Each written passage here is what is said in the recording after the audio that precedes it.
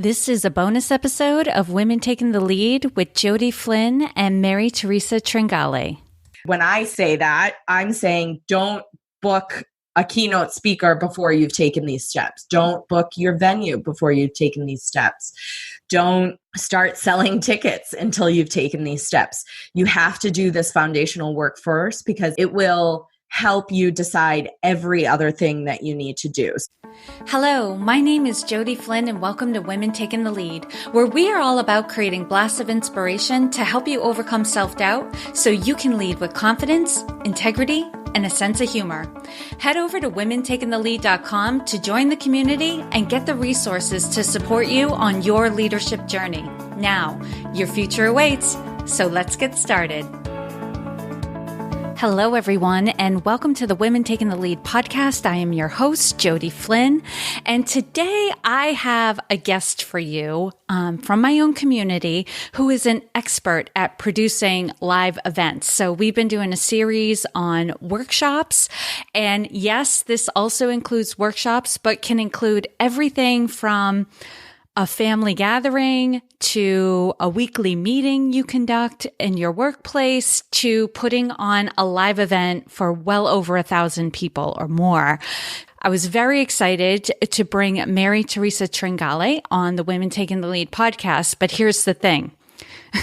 She's so good at this, and her system is so robust and covers all the things you need in order to have a very successful event, that her walking through her system, even just giving the overview, took us through well over an hour. And that is not the typical length of the Women Taking the Lead podcast. So what I have done is split the conversation into 2 separate episodes.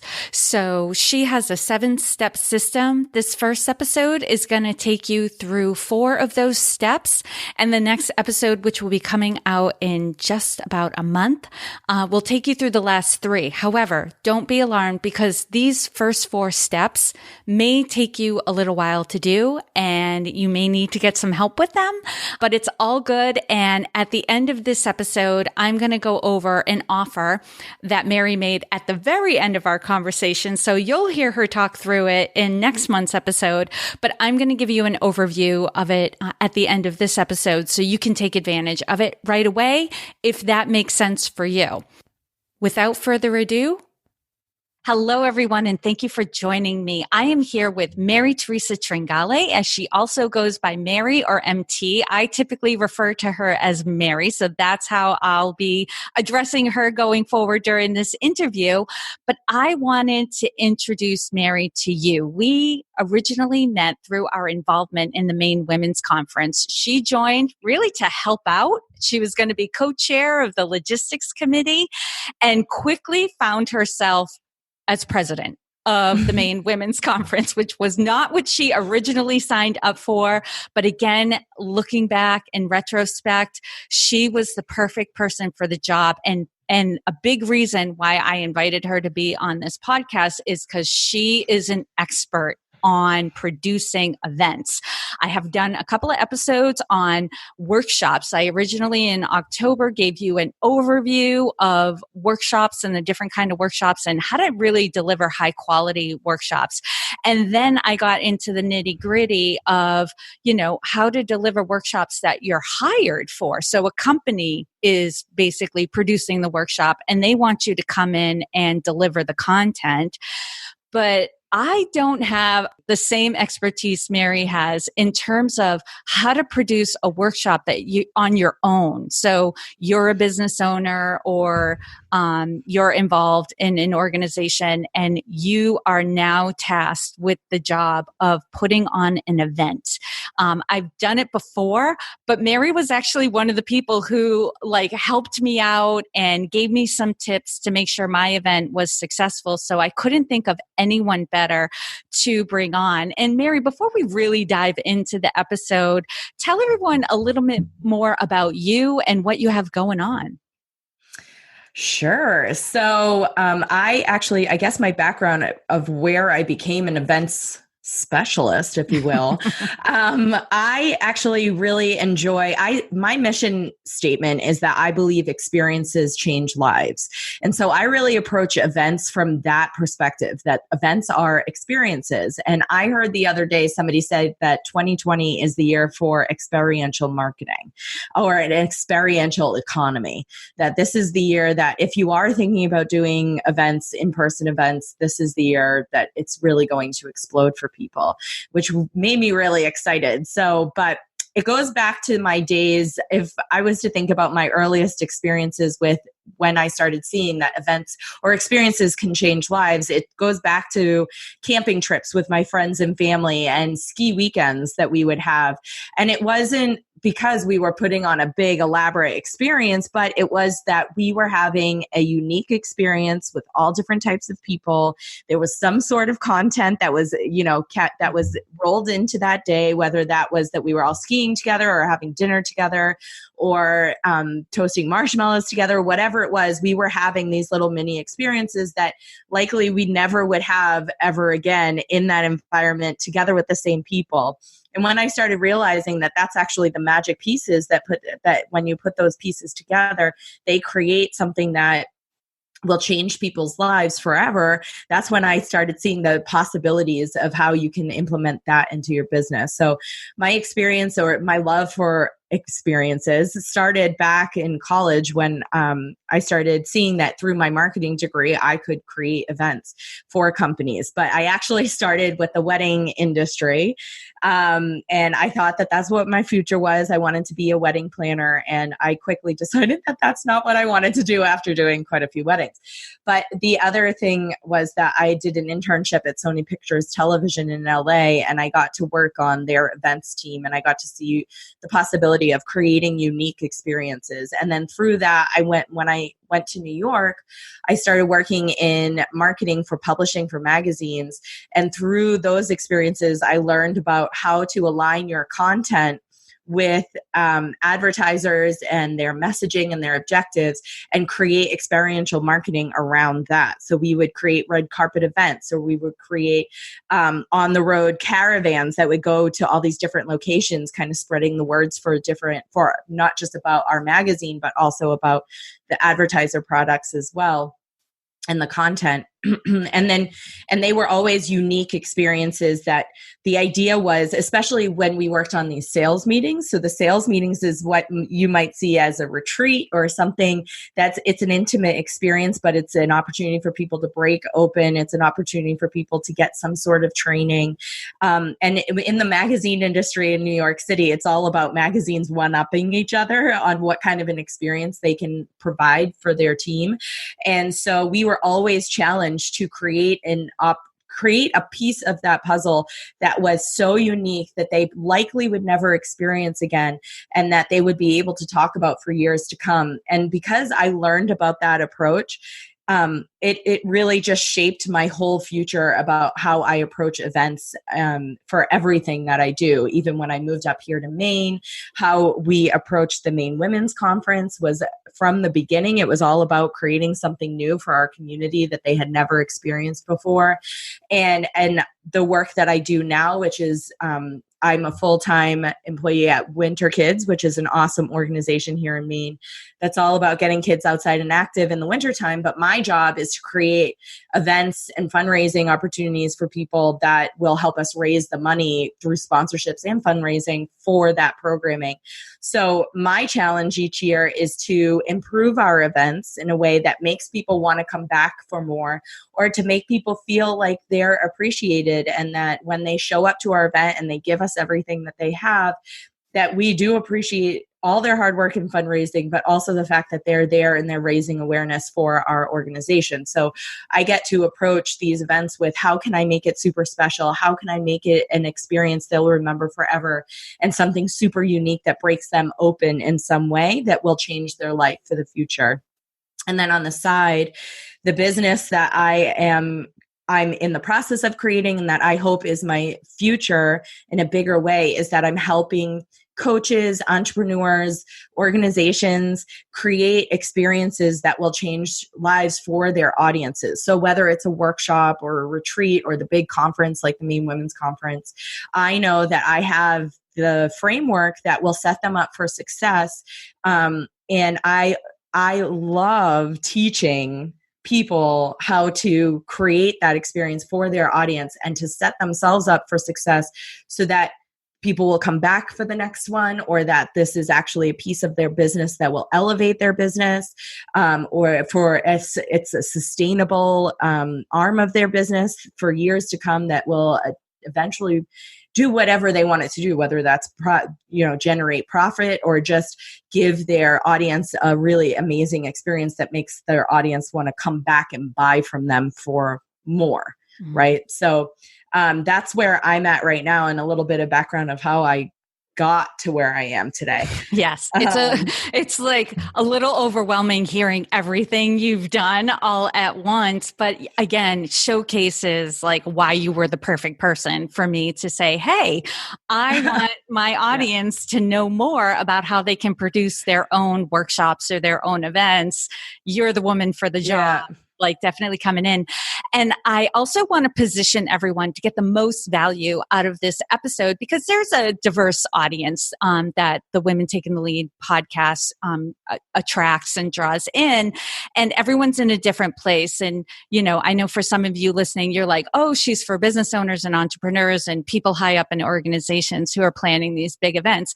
Yes, that's the focus of her business, but there's value to be had no matter what you do or where you're coming from. So I want you listening to what Mary has to offer you, knowing that, even if you're planning a meeting, an employee appreciation event, or a retreat, whether it's a board retreat or an organizational retreat, you might be involved in a nonprofit or an association and you have to put together events.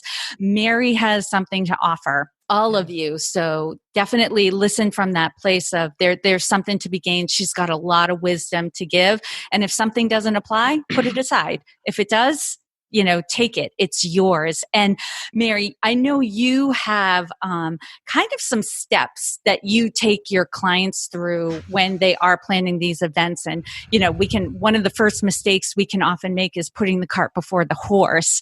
And your system is designed to help people, take the first step before they go to the second step, before they go to the third step. So if you don't mind, kind of walk us, I'd like to spend the remainder of this episode with you walking us through your system and what that could look like.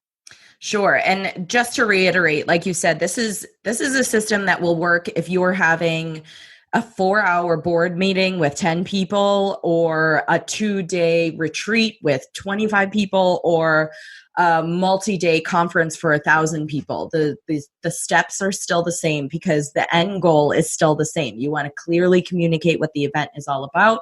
You want people to sign up and know what they're signing up for. And you want it to ultimately meet your goals, your business goals. Mm-hmm. How is this helping your business goals? So when you take these steps, and when you say the cart before the horse, when I say that, I'm saying don't book a keynote speaker before you've taken these steps. Don't book your venue before you've taken these steps. Don't start selling tickets until you've taken these steps. You have to do this foundational work first, because it will help you decide every other thing that you need to do. So it's a 7-step process. And just so everybody out there knows, this is a process that I walk through with my clients when I work with them. And so, but I love talking about it. So if anybody has any questions about anything here, we'll talk later about how you can get in touch with me. But it is, no matter what size event you're doing, this is relevant. So if you have a question about anything that I say about how it can apply to your smaller event or your larger event, just send me an email or message me on Facebook. Or I love connecting with people. So just we'll have that information later. So the first 2 steps that I want you to take before you do anything else is establishing a mission statement and establishing your vision. And Jody, you'll remember these are the first two things that we had to do, or we had to kind of take some steps back before we started talking about keynote speakers, before we started even figuring out our branding, because we had to, as an organization, understand where we were starting from the beginning.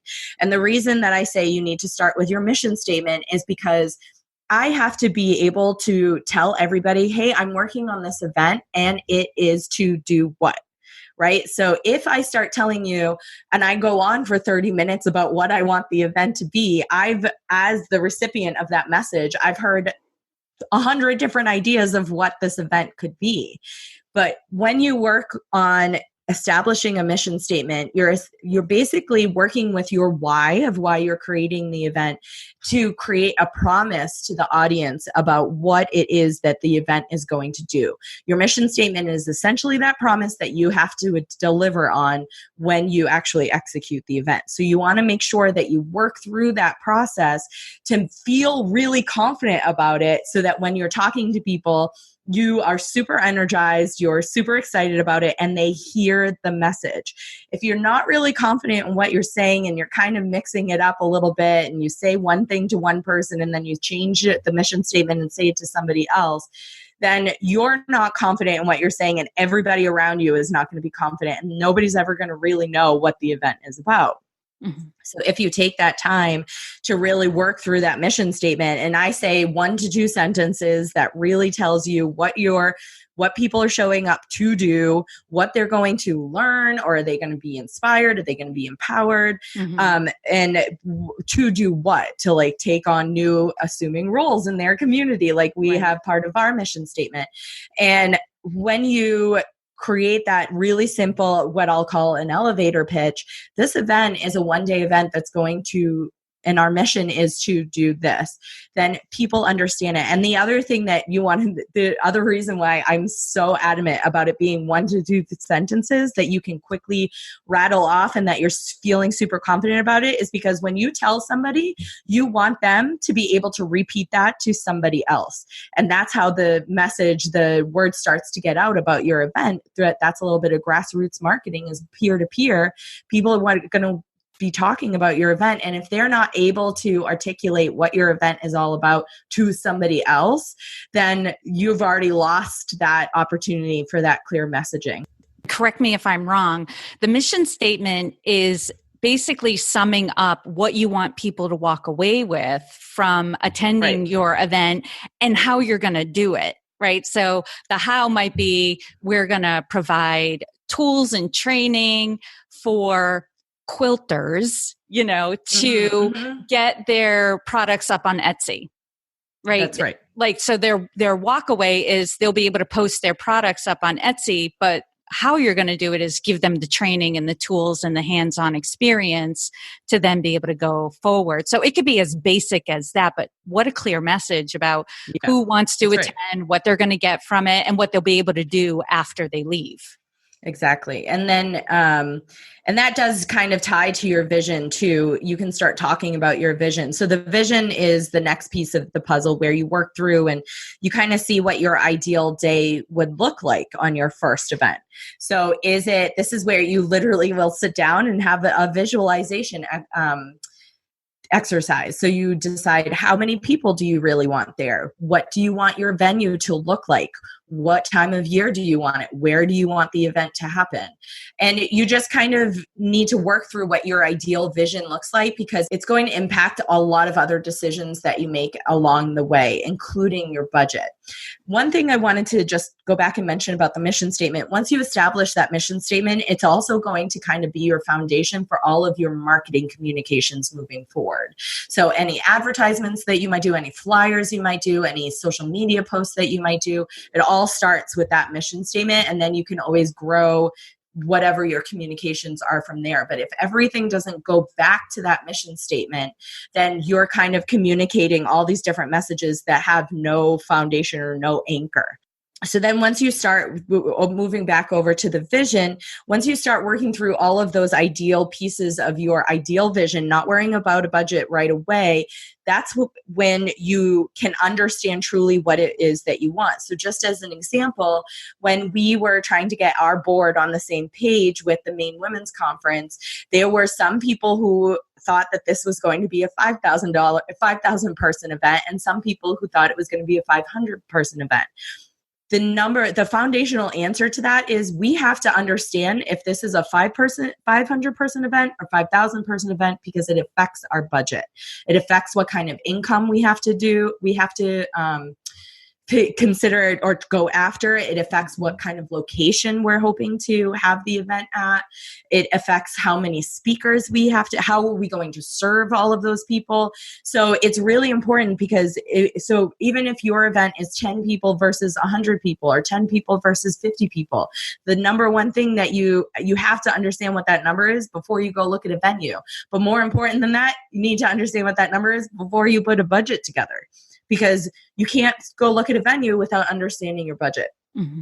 But that vision is going to it's going to kind of lead you towards all of these other questions that you're going to have later. So I've had clients say, well, what do you think about me bringing in a panel discussion? And I'll say, well, what is that part of your vision, that your panel discussion is part of your vision? Because when we step back and look at what your vision was, you wanted to be the facilitator for the day. So are you changing your vision, or does that? And the reason that you want to make sure that you are always coming back to this foundation of a vision that you started with, is because you want to be really excited about what you're talking about. If that panel discussion wasn't even something that you thought about when you went through the visualization exercise, but all of a sudden you're super jazzed about it because these people who can be on it are part of your mission statement, then great. But if it's like, well, I just feel like I should have a panel discussion because that's what other people have at their events, it's not part of your original vision. So you don't have to do anything you don't want to. It's your event, but always go back to that vision that you had at the beginning. And so I had another client that was thinking, I really want this one particular space in New York City that really, it's just so beautiful. It gets me so excited.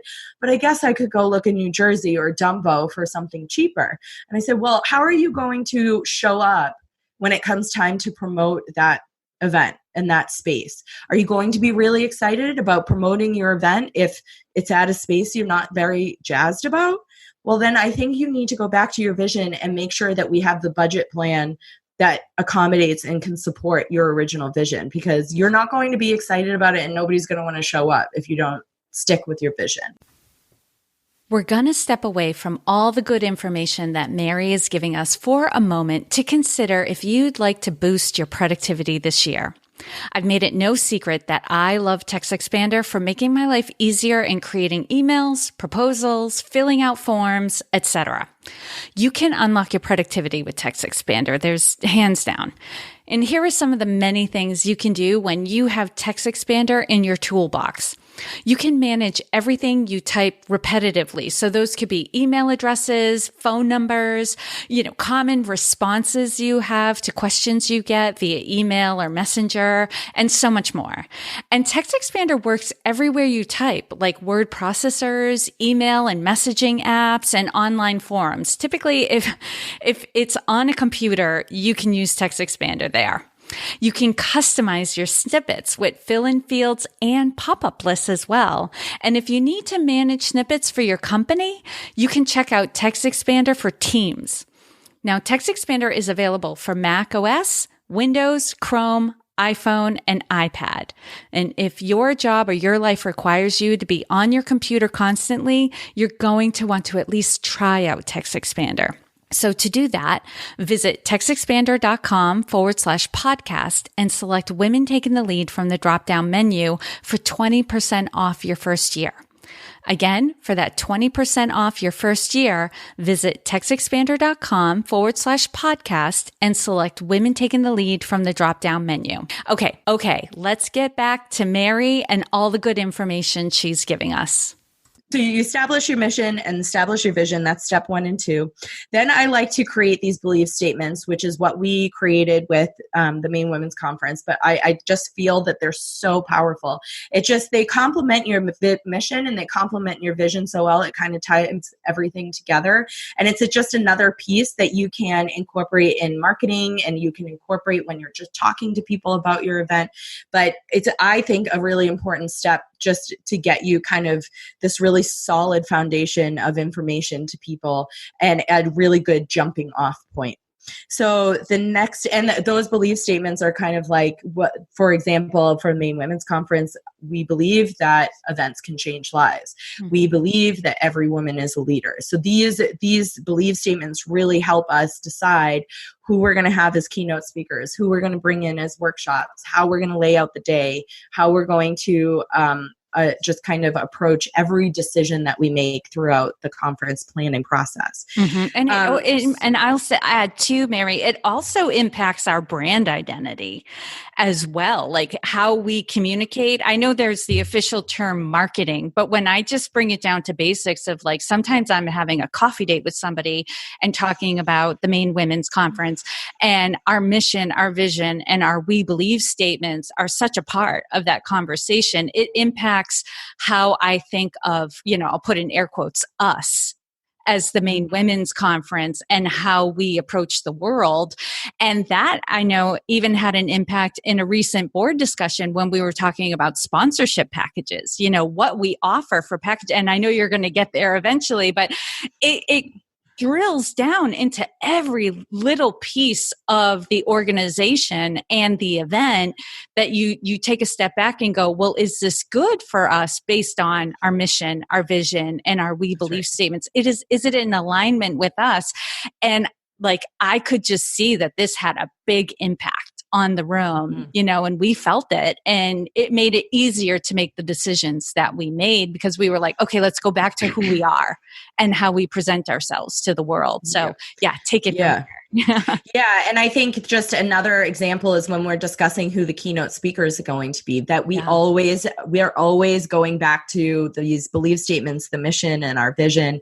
Every decision you make moving forward, even the business goals step, which is next for me, it goes back to your mission, vision, and belief statements. That's why I'm so passionate that those are the steps you have to take before you do anything else. Mm-hmm. So even for those of you out there who are listening, who are just like, well, I'm not doing an event in the next couple months or even a year, this is a great little exercise for you to do if you wanted to do an event. If, in 3 to 5 years, this is just a great place for you to start. And if you can't get through those first 2 steps, no problem. Don't do an event. Don't do it until you can sit down and do those first couple of steps, because if you can't, then you're just wasting your time, and you're wasting time of the people who are going to come to your event. So I was just thinking, Mary, because like at the time we're recording this episode, we're just coming out of the holidays. I'm even thinking those 3 steps are perfect, even if you're just planning a family get together. Yeah. Like, what is the mission of this family get together? Like, what is the outcome we're looking for? How do I visualize people interacting with each other? And what experience do I want them to have while they're here? And what do I believe? So true. It's like, it is like very basic. And I even, facilitated like meetings for 6 people who were on my team in corporate. Like, if I had done this work before those meetings, the meetings would have been more productive and more enjoyable. I mean, it's not that they were horrible. There probably were some horrible ones, but like just taking this approach of like, almost like having the end in mind, so that everything you do creates an experience and allows people to get done what they need to get done and do what they want to do, and ultimately gain from the experience what they want to gain. Yeah. And I would say, this is also important. I had a call with a client the other day, and she said to me, I don't need to work through, I have my mission statement and my vision and blah, blah, blah, blah, blah. What I want help with is these other things, sponsorship, da, da, da, da. And then when we got to the point that she wanted me to look at her webpage, the landing page for the event, and she didn't have a clear mission statement at the very top that was clear, like I'm here, this is a workshop that's going to do this for you to walk away with this.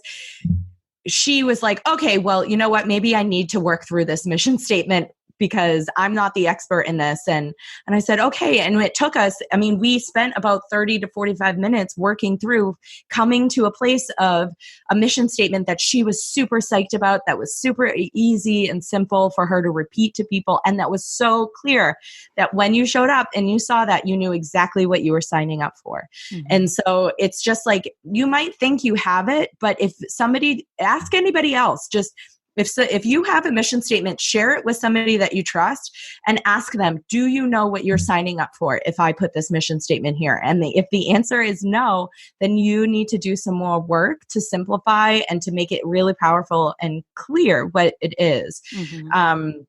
I think people are surprised that, just like this whole process, people are surprised that this work takes time. It takes mm-hmm. time, which is why I go back to make sure you take the time to do it right the first time. And it's worth it. It's worth the time investment, just because from what you're describing and the experiences I have, if you do the work up front with this stuff, the mission, the vision, the we believe statements, all the other decisions get a lot easier. And you're not going to have to like redo, because I've seen that happen too. Like, oh, we need to rip it down and start over because we're off track. This is the way to get on track and stay on track. That's right. And I just want to say that, if you're an individual entrepreneur and you don't have a team and it's all about you and your vision, then they can be I believe statements. Mm-hmm. But for us, like the Maine Women's Conference, we are a group of women on our board. And so it is very important that we're we in our belief statements. Yes. Okay. So the next step number 4 is your business goals. So the reason why I say this is so important and that you don't do anything else before you figure out your business goals is because this is going to greatly impact your budget conversation that you have to have. But you need to understand, is this workshop, is this board meeting, what is the goal of this meeting? So when we do retreats with our board meeting, the goal at the end of the day is that we, from a business perspective, is we all, if we are a business as a nonprofit, is that we need to get us all on the same page, not only for our future strategic planning, but also as a group. So we utilize that time to kind of connect with each other on a more human level, besides us just going to our meetings and making decisions every single month. But also we utilize that time to get on the same page for our vision for the future as well. But business goals for if you are an entrepreneur and you're doing a workshop or a conference or a retreat, you want to understand why you're doing it in the first place. So for example, the way I see it, there's 3 different answers to this. Number 1, you're doing a retreat or a workshop or an in-person event that is already part of a bigger program. So let's just say you have a big mastermind that people pay for and it's a 6-month program and there is one live retreat that you do.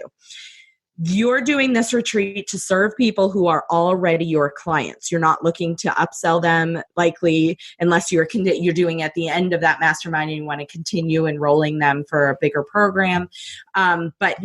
So basically, nobody's buying a ticket. You're not looking to make any money off of this. You're strictly doing this event to serve the people who are already who are already clients, who are already part of your kind of your world, and you just want to really just deliver that kind of value. Your budget is basically whatever you want it to be, and it likely will come from the money that they've already paid you for the mastermind.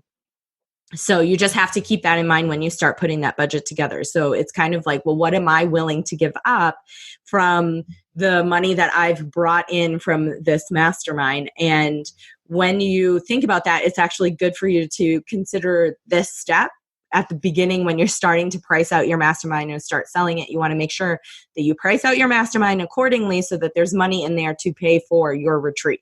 Does that make sense? Mm-hmm. Yes. Okay. So the second piece is that you want to do an event that you want to get as many people there as possible. And the idea is that you are going to be making your money off of selling a bigger program. So if that's the case, this changes your marketing approach for how you get people in there. It'll change your ticketing approach for how much your tickets are going to be. And it's going to change your content approach because it's going to change how, like, kind of content, or it's going to kind of direct the kind of content that you're going to have at the event. So when I say your marketing approach is, you want to get, if your goal is to sell 10 $5,000 programs at the end of your event, you want to make sure you have plenty of opportunities in the room for people, plenty of people in the room who are opportunities to buy that product. So if your goal is to sell 10 of these items, you can't have 12 people in the room. Right. You got to have like 100 or 100. That's 500. That's right. So you want to make sure. So in that approach, your ticketing, because your ideal, you want to get as many people in that room as possible. So you don't want to have, or in my experience, in my suggestion and my advice is that you shouldn't be charging $99, or depending on what your community, what their threshold is. Likely because you want them spending more money when they arrive, a $49 ticket may be more appropriate, or a $59 ticket may be more appropriate. Or maybe you set it up that it's 2 for 1 at $99, or 2 for 1 at $199. It's just your goal is to get as many people in that room as possible. Yes, your goal is also to get the right people in that room as possible. I was going to say, you have to qualify them as well. But that's why the marketing approach is also going to be super important too, because you want to make sure that when you're talking to people, that you're marketing the right message to people to get the right people in the room. So it's really important that you understand who exactly you want in there. But if you are marketing the right message and you make the ticket $49, it's going to be a no-brainer for these people to sign up to be in the room with you. So, and you're providing good content during your event or your workshop. Like, so you want to, and ultimately, you probably were already going to say this, Mary, but it's right there for me to say, like, if you're looking to sell a $5,000 program, this workshop should be a stepping stone to getting into it. Like, it should be that this next product is like the natural next step for people to take what they got in the workshop and then put it into action or take it to the next level. So it's very strategic in how you do this. Yes. Right.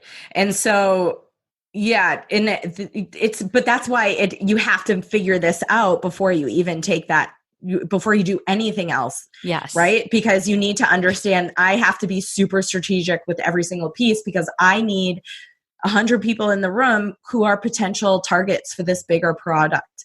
I don't want 100 people. So I had a past client who, when we started planning the event, her business was going in one direction, but by the time we actually held the event, it was going in a completely different direction. So she had 100 people in the room who wouldn't be the right audience for her new product. And so she had this event and it was amazing, and she did not regret it at all. She needed to have the event to see that wasn't the part. Bring it full circle. Yeah, that's right. And she knew that when at the end of the day, when we talked about her, that upsell, she wasn't even upset that she didn't upsell anybody. I mean, she had 200 people in the room. None of them bought that product because none of them were the right audience member for her. So, but she wasn't upset because she approached this event from a totally different perspective. But if we had done that work, or at least we know that that's an important piece of the puzzle for her moving forward, is to understand why she's doing the event in the first place and to stick with it throughout the entire planning process. Yeah. And then the third reason I see is actually why we do our Maine Women's Conference, is that the conference or your event is something that you see is going to be a sustainable piece of your business for years to come. And you're hoping that it eventually becomes its own profit driver, that it becomes just another piece of your marketing mix for your business, just like it's a content creation piece. And so it's kind of like, just like a podcast is, or a blog is, or your YouTube channel, your event is just another opportunity for people to receive value from you. And so that's a whole different approach, wouldn't you say, than what we just talked about? Oh, Yeah. absolutely. And in full disclosure, the Maine Women's Conference is a passion project for a lot of us. And, we became involved in it because we saw a need and we wanted to provide that need to the community. So we did the work. And our first year, we barely broke even. Like we just, like dollars and cents made it over the finish line. But we were all like, 3 cheers and celebrating, popping champagne, because that was a success for us. Like we weren't looking to make a big profit that first year. Like it was a building year, and eventually we all have this vision of the Maine Women's Conference. It is a nonprofit organization growing and delivering more services and making more money so that we can provide more and build more and that sort of thing. But you're exactly right. It's not dissimilar from a for-profit business, but it does have a different feel to it. Yeah. And so just to back up from that is when we took the time to do it right the first time, because it took us a little,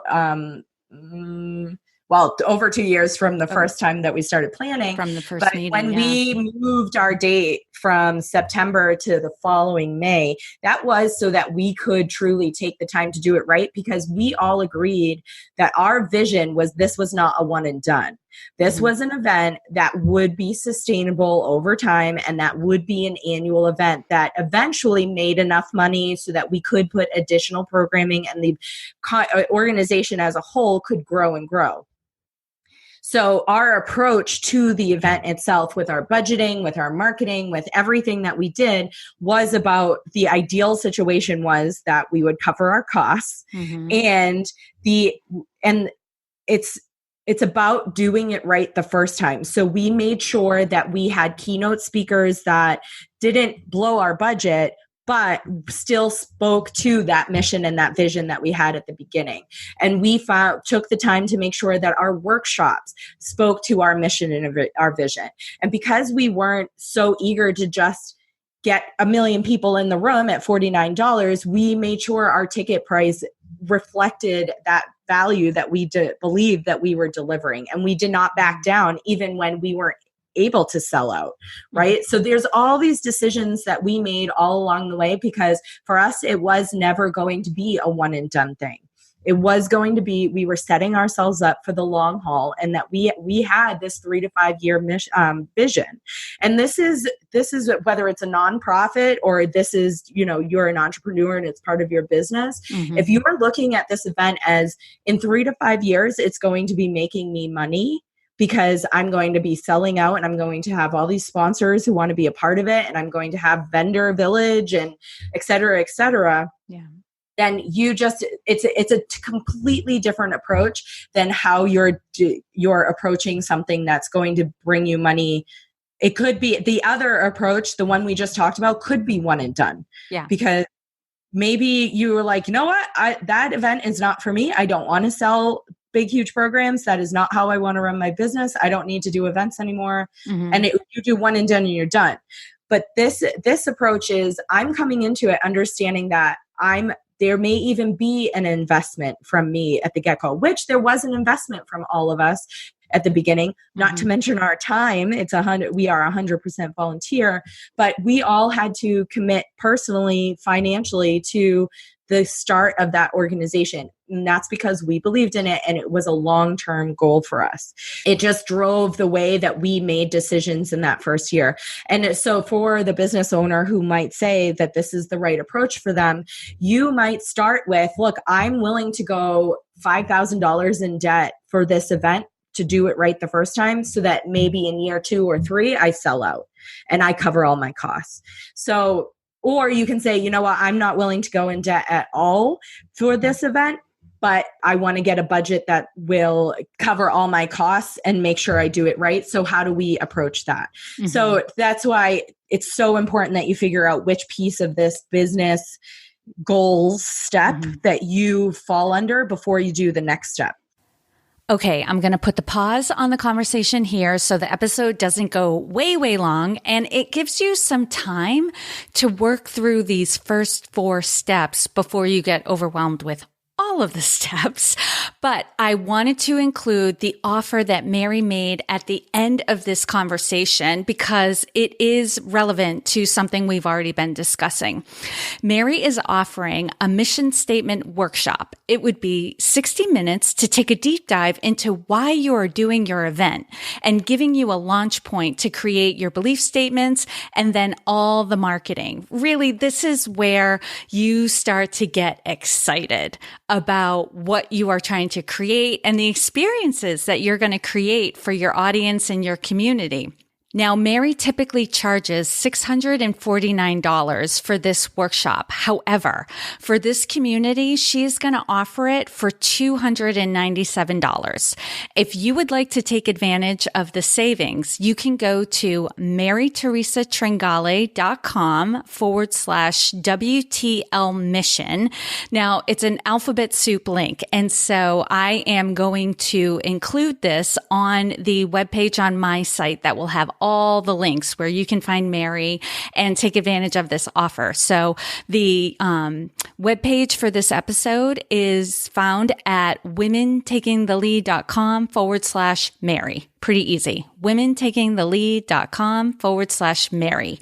Now, this is also not a public offer. Mary is not promoting this opportunity to her community or in other communities. This is only available to those who are listening to this episode of Women Taking the Lead. So if you feel working with Mary to develop your mission statement is right for you, I encourage you to take action.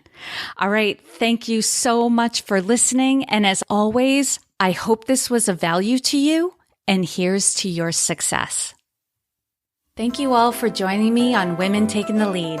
And to strengthen you on your own leadership journey, I'd like to send you off with a quote from Marianne Williamson. So here goes. Our deepest fear is not that we are inadequate. Our deepest fear is that we are powerful beyond measure. It is our light, not our darkness, that most frightens us. We ask ourselves, who am I to be brilliant, gorgeous, talented, fabulous? Actually, who are you not to be? You are a child of God. Your playing small does not serve the world. There is nothing enlightened about shrinking so that other people won't feel insecure around you. We are all meant to shine as children do. We were born to make manifest the glory of God that is within us. It's not just in some of us, it's in everyone. And as we let our own light shine, we unconsciously give other people permission to do the same. As we are liberated from our own fear, our presence automatically liberates others. Again, thank you for joining me, and here's to your success.